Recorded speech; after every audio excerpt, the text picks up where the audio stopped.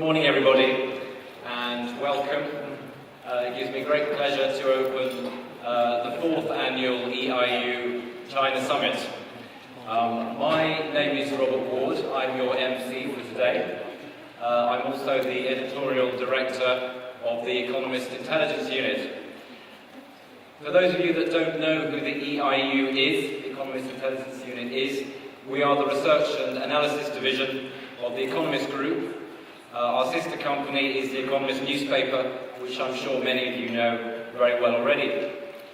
We were founded in 1946, so we have around 70 years of experience in helping businesses, financial firms and governments to understand how the world is changing, how this creates opportunities to be seized and risks to be managed. We're a British company, we're headquartered in London, but we're also intensely global. We service our clients from around 40 different offices around the world, including, of course, Shanghai, Beijing and Hong Kong. At the last count, our staff spoke around 25 different languages. And as you'll see today, Mandarin Chinese is most certainly one of those. As a company, we believe that deep insight comes from bringing together the best data with the best methodologies and the best people. As you'll see from today, our people are all experienced, highly experienced country or industry experts. They're opinionated and more than well qualified to help you with your business decisions. One of our missions as a company is to help companies and governments and other entities to understand new markets overseas, whether in Latin America, Southeast Asia, Africa, Europe, wherever. We are very well equipped to help you understand the world and to make your business decisions. A word or two now on the flow of the day. The first two sessions are the plenary sessions. The first session I will lead. It's the setting of the global outlook to tell you what we think about the world, where we're going. Then I'll hand to my colleague and our Chief Economist, Simon Baptist. He'll give you a view on China and tell you how he thinks China will change the world. After that, we'll move to the breakout sessions. And in these breakout sessions and panel sessions, we'll be looking more specifically at how businesses face and can solve challenges and opportunities, both coming into China, for foreign businesses wanting to come into China, and for, of course, Chinese companies wanting to come out of China as well. In terms of the logistics for the inbound and outbound sessions, the breakout sessions will take place after the first morning break and after lunch. They'll be back in this room, but the room will be split in half. The inbound sessions will take place in ballroom 1, which is in the front half of the room nearest to me, and the outbound sessions will take place in ballroom 2, which is at the back of the room. This is also the same after lunch, so China inbound in ballroom 1, China outbound in ballroom 2. The final session of the day, please do stick around for the final session of the day. My colleague, Zitao Xu, the Global Forecasting Director for China, he'll be giving his thoughts on what today means for China, some of the key themes that he's picked up, and he'll be wrapping that into a forward-looking view of China. A reminder, of course, that the best of the events always involve the audience. We have created Q&A sessions for each of the sessions, so I do urge you to use these to challenge our speakers, to ask them questions, and even share some of your experiences. So please do speak directly to the speakers. We have a very rich day of content for you, of course, as well. And we know that you need sugar. You need to keep your sugar levels up. So we plan plenty of refreshments for you. The refreshments will be held in the foyer outside the ballroom. And lunch will be served in ballroom 3, which is at the back of this room. A reminder also that we have translations available of all the printed material in Chinese and in English. Most of the sessions will be in English today, but some of them will of course be in Chinese. And to help you to understand those in front of you, you should all have translation headsets. Do leave these on the table when you're finished with the session, but conversely, please take your belongings with you, because as I've just said, the rooms will be changed around for the breakout sessions. On your tables, you will all have this yellow piece of paper. This contains two things. One is a trial request, so if you see products and services that you're interested in, fill this out and we can give you a trial of these things. Also feedback. Feedback is very important to allow us to continue to provide the kind of events that clients want. After the event, please hand these completed forms to the registration desk or to me or to any other EIU representative. We're also offering free on-site consultations with members of our senior EIU team of analysts today. These are confidential, and if you'd like to book an appointment with one of our analysts, please see me or another EIU person, and we'll arrange for you to have an appointment.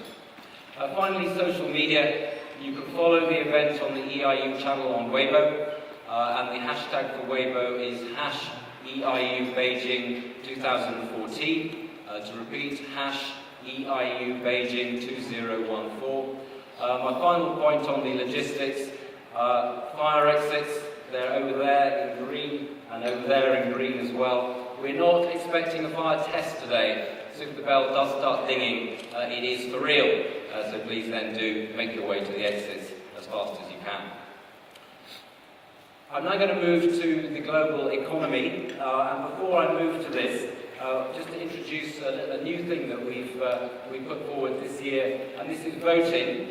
On your table, you will have these voting tools. We're going to put up some questions, and we want you to answer the questions. There's only three. They're very simple. We're going to have two tests, and then in my presentation, I'm going to have two questions, which just gives me I suppose, a steer on how you view China, how you view bits of the world. And then Simon, in his presentation on China, will also have a couple of questions, just so we can get an idea of how the audience is feeling.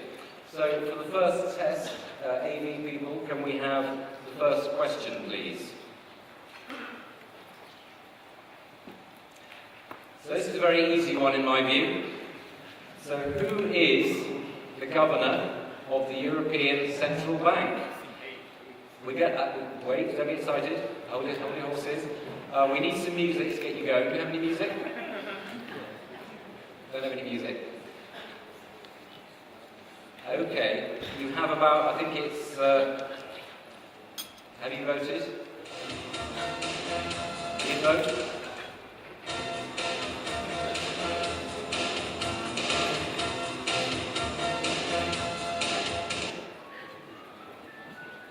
Oh dear. Who are the 16% who voted Silvio Berlusconi? Arguably, he might have done a better job than the actual person, because he's a bit of a character, but of course, the encouraging news is that at least 73% of you got the right answer. It is Mario Draghi, and Mario Monti is another Mario, but also an Italian. So, good thing that most of you got the right answer, so we can go on with the conference. We don't have to end it here. Second question, please. How many countries are there in ASEAN, the Association of Southeast Asian Nations? How many countries are there in ASEAN? Can we cue the music?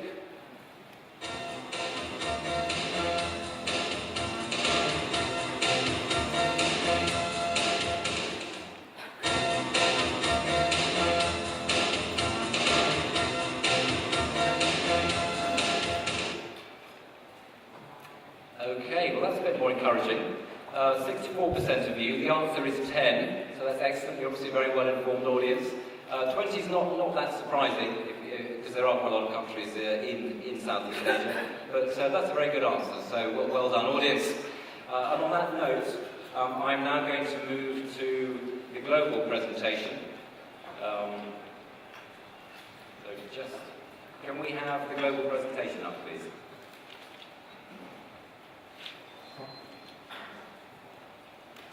Can I have the global presentation?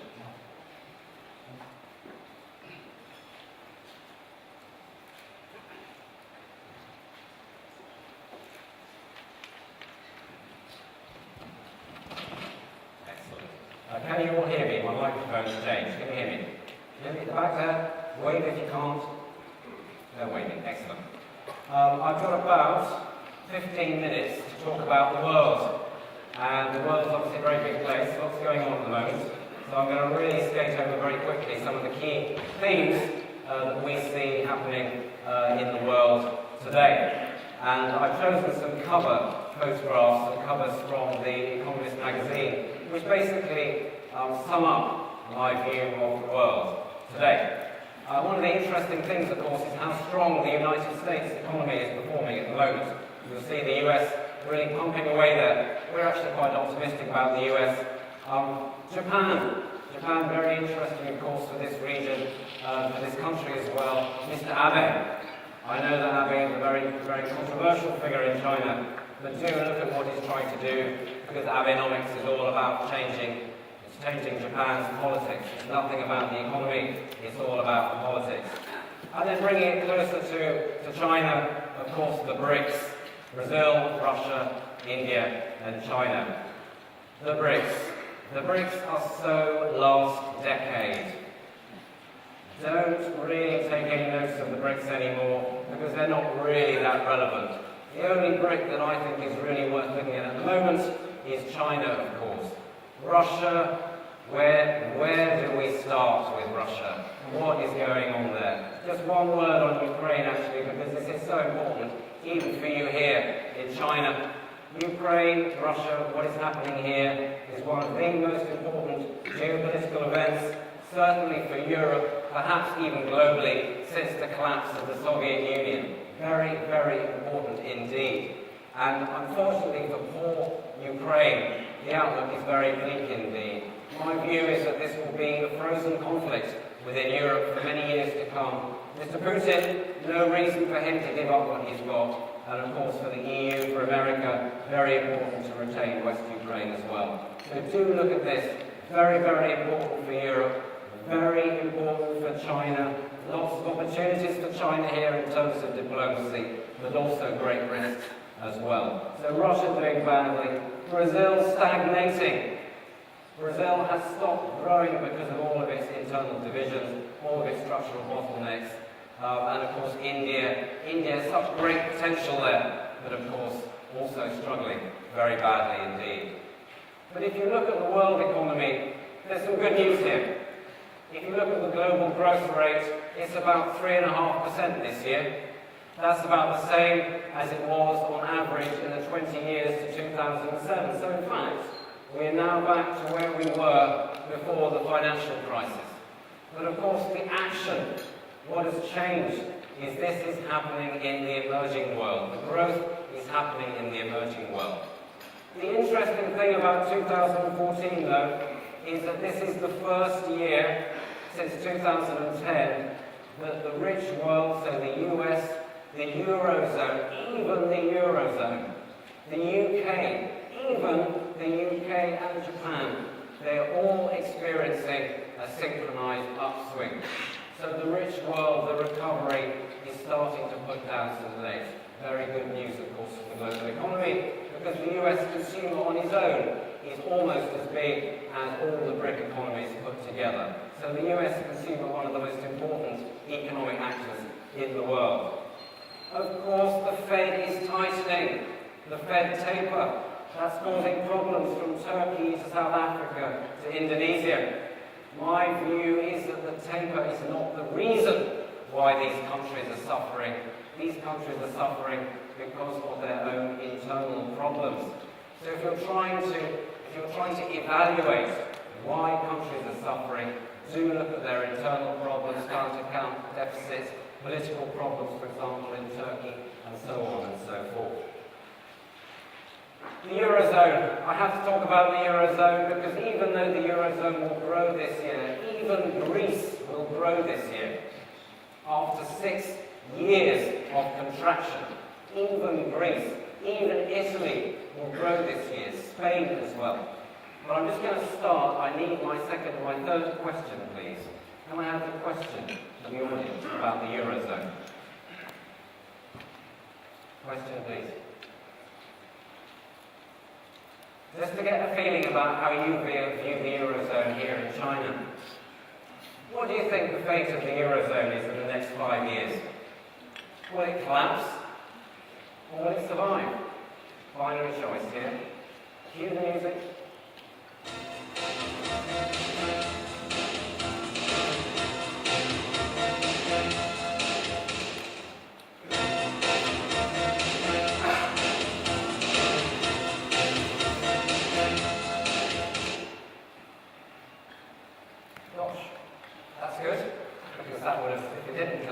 collapse, that was ushering a global recession, the like of which we've never seen before. So that is good that you're all very relatively confident that the Eurozone will survive. Of course, one of the reasons that we all think the Eurozone survives, and that's also our core view at the EIU, one of the reasons, of course, for that is because of Mario Draghi. The ECB has basically promised to buy all the bonds of any country that needs help. So, of course, he's put a nice bandage on the problems in the Eurozone. So, I'm interested to speak to those that think the Euro is going to collapse. That would be very interesting. So come find me afterwards and share your gloom with me. Go back to my presentation, please. So thinking about the Eurozone now, and it is a year in which we have great stabilisation. But the key thing is, of course, that it is because of monetary policy here, it is because of what Draghi and the ECB has done. It doesn't mean that the Eurozone is suddenly going to hit the sunny uplands of rapid growth, because this clearly is not going to happen. Many, many problems indeed. But one thing we can say is that the German medicine, and I'm glad I'm British and I don't have to drink it, one of the things we can say is German medicine is actually working after a fashion. If you look here at the chart, you can see these are the current account positions of Germany, and Germany is the red one. Look at that huge, whopping, chunky current account surplus for Germany. Bigger than China's. Germany is the new China here. But look at also Spain, Italy, and Greece, and so on. You can see that these current account positions are all moving into balance, which means that overall the Eurozone is importing foreign capital. Greece, this last year, 2013, Greece recorded its first current account surplus in 65 years. 65 years. Spain recorded its first current account surplus since record started in 1990. This is what austerity does to you. But of course, austerity, this is my favourite cover of The Economist that never appeared, because this was done for another conference, and I keep showing it, and I love it so much, I updated it. And a very prescient client, very clever clients we have, he said, because this is from the Titanic, as you know, the film The Titanic. What happened to the woman in the Titanic, audience? She survived. What happened to the man? He died. So this is perhaps a little more prescient than I thought when I put the presentation together, because he's so unpopular this year along.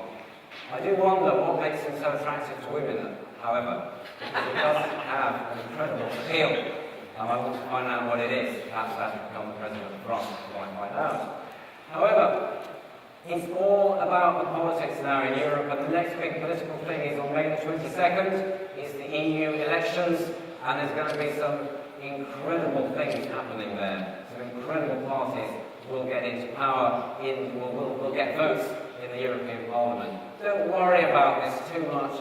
This is a chance for European electorates to have a bit of fun, because they don't really think the European Parliament has much of an influence.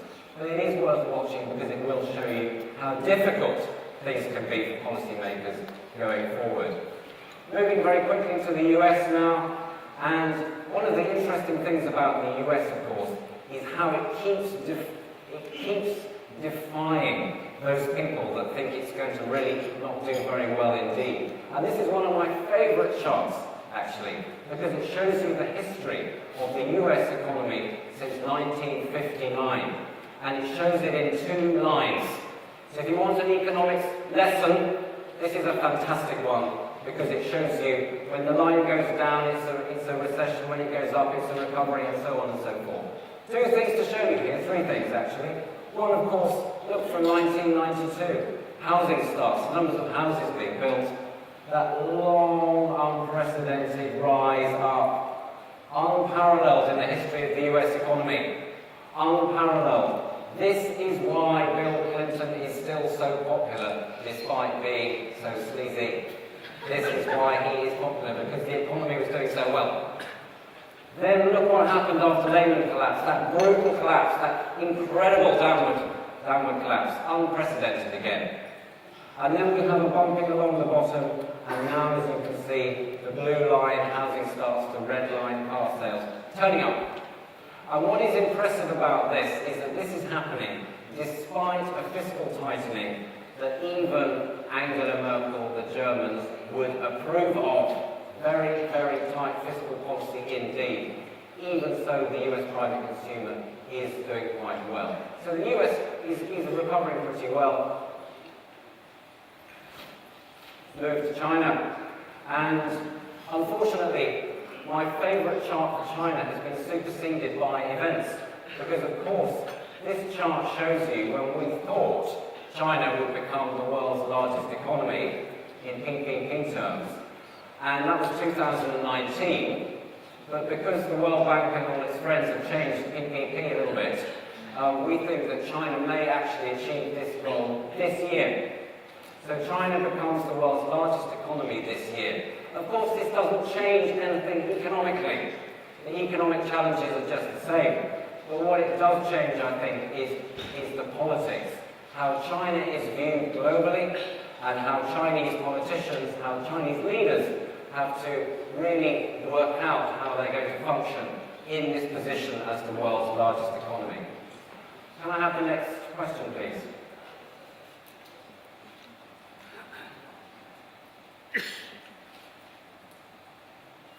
Next question, please. So this is one of the key policy challenges I see for China at the moment. So when do you, as an audience, when do you think that the renminbi will be fully convertible? In 5 years, in 10 years, or longer than 10 years? You, Amiga?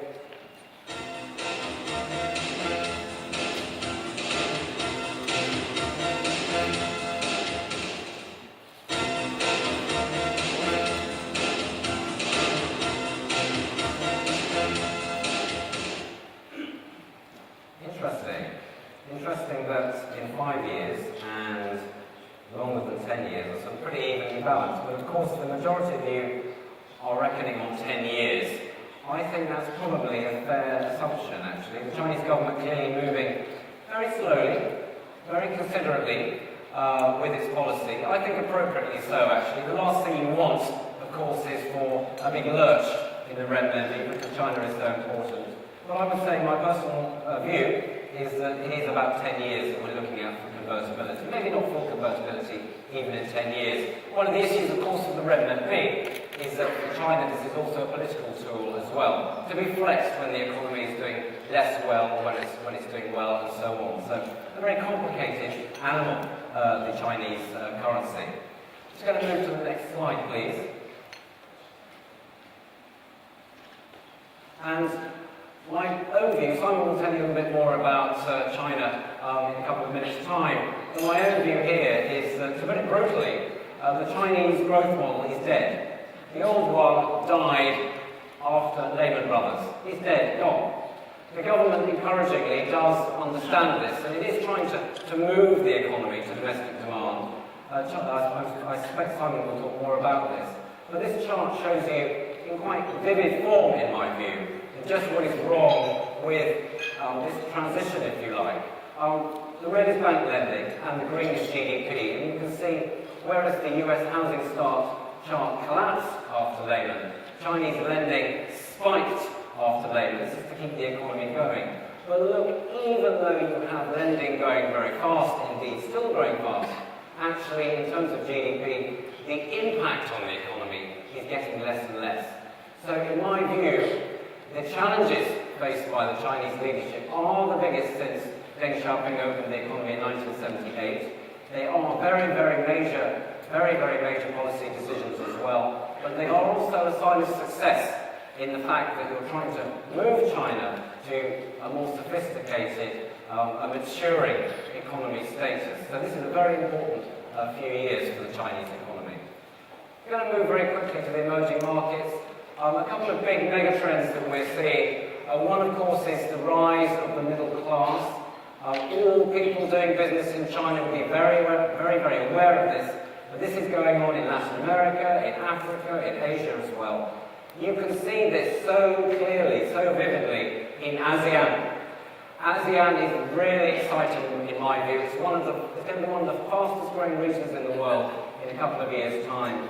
Look at these numbers we're forecasting here to 2016. These are households that are earning over $10,000 a year. So these are kind of middle-class householders. Incredible how these numbers are really rising, ratcheting up, and of course Indonesia very much leading the charge here. But also little Vietnam, very poor, and what we're seeing towards the end of this decade is more and more middle-class people emerging. New consumers, new markets, new politics, all sorts of new things go with this as well. The other key megatrend is urbanization, and this is so exciting. Just think about what we're living through. This is a quote from a book I read the other day. We're in the middle. We in this room, all of us are living through the human history's largest ever migration. One of the biggest migrations since agriculture was started several thousand years ago. This changes everything. By the end of this decade, the population of the world's rural areas will stop growing. This changes consumption again, the rise of the female consumer, very, very important. It changes the environment, it changes policy, it changes absolutely everything. So when you're thinking about your strategies, as I'm sure you're already doing, don't just think country, also think city, because this is such an important thing. It's so exciting as well that we're living through. And just to fast forward, in my final slide, we forecast to about 2030 in the EIU. I thought it might be nice to show you the world's largest 20 economies in 2025. As I always say, and forgive me if you've already heard me say this, one of the most important things about this chart, of course, is that you can see that the United Kingdom is larger than France in 2025. Yes. And the other thing you'll notice, of course, is how many countries in Asia are in the top 20. So my final comment here to leave you with to think about, this shows you how the world's centre of gravity really is shifting towards Asia. It shows how China, of course, look at the gap, US and China, between US and China and India. Just what a key role, of course, China has going forward. So with that, I will leave you, and I will hand you to my colleague Simon Baptist, our Chief Economist, who will tell you more about China. Thank you very much.